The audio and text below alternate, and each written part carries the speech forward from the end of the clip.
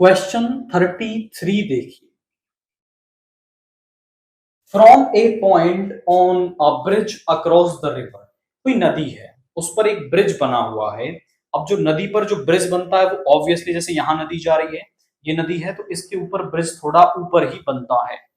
The angles of depression on the banks of opposite side of the river are 30 and 60 degree respectively.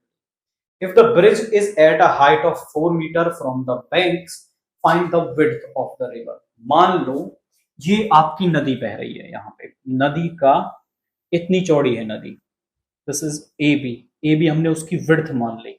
जो bridge है, bridge वो कहीं यहां पर है, ऊपर ए से बना हुआ है, ये डॉटेड लाइन ब्रिज को शो कर रही है। तो ब्रिज पर कोई पॉइंट है, let's say this point is P, इस पॉइंट से, और ये जो हाइट है दैट इज, इसको नाम दो सम सी, तो ये 4 मीटर है। इस पॉइंट से जो ब्रिज पर पॉइंट है, एंगल ऑफ डिप्रेशंस जो है, मान लो ये वाला एंगल आपका बन रहा है 60 डिग्री और एक एंगल ऑफ डिप्रेशन बन रहा है 30 डिग्री।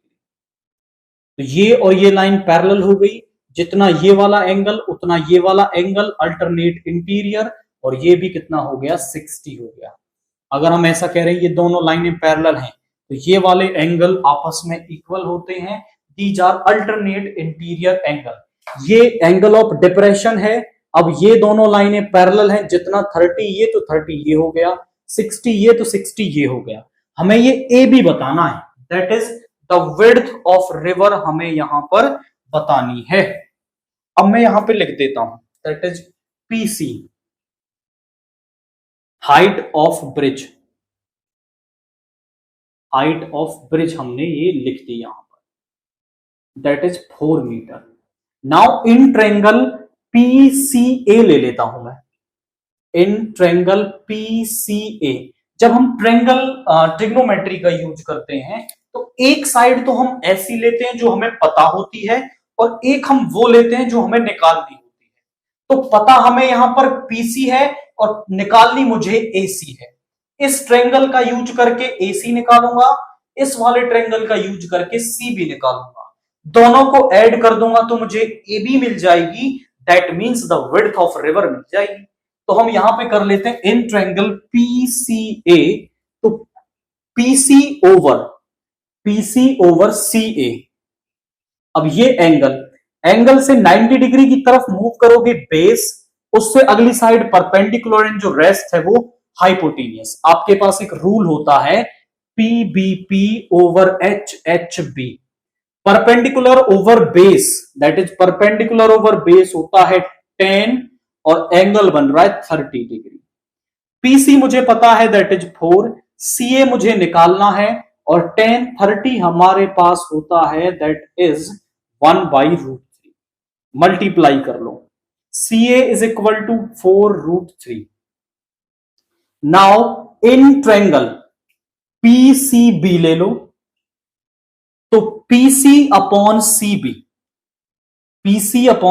Is equal to 1060। ये भी बेस है, परपेंडिकुलर है, और ये भी बेस है आपका।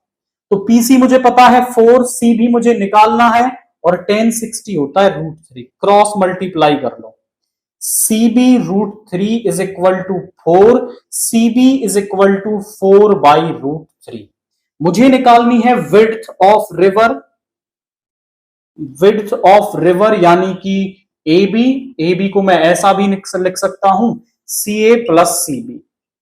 CA मेरे पास है 4√3, ये है 4/√3, एलसीएम आ गया √3, 1 से डिवाइड करेंगे √3 बच गया, इससे मल्टीप्लाई होगी 4√3 इंटू √3 और प्लस में 4, √3 इंटू √3 हो जाएगा आपका दैट इज 3, और 3 इंटू 4 हो गया 12 प्लस 4/√3।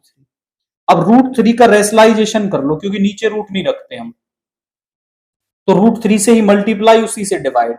ऊपर हो गया 16√3, नीचे हो गया 3, और ये मीटर में आई थिंक हमें दे रखी है, तो मीटर में आ गई। That is width of river मुझे मिल गई 16√3/3 मीटर्स। क्वाइट सिंपल टाइप का क्वेश्चन था। दोनों बैंक जो किनारे हैं उनका एंगल ऑफ डिप्रेशन दे रखा था, तो मैंने दोनों ट्रायंगल्स का यूज करके विड्थ ऑफ रिवर यहां पर निकाल दी है, दैट इज 16√3/3 मीटर्स आ रही है।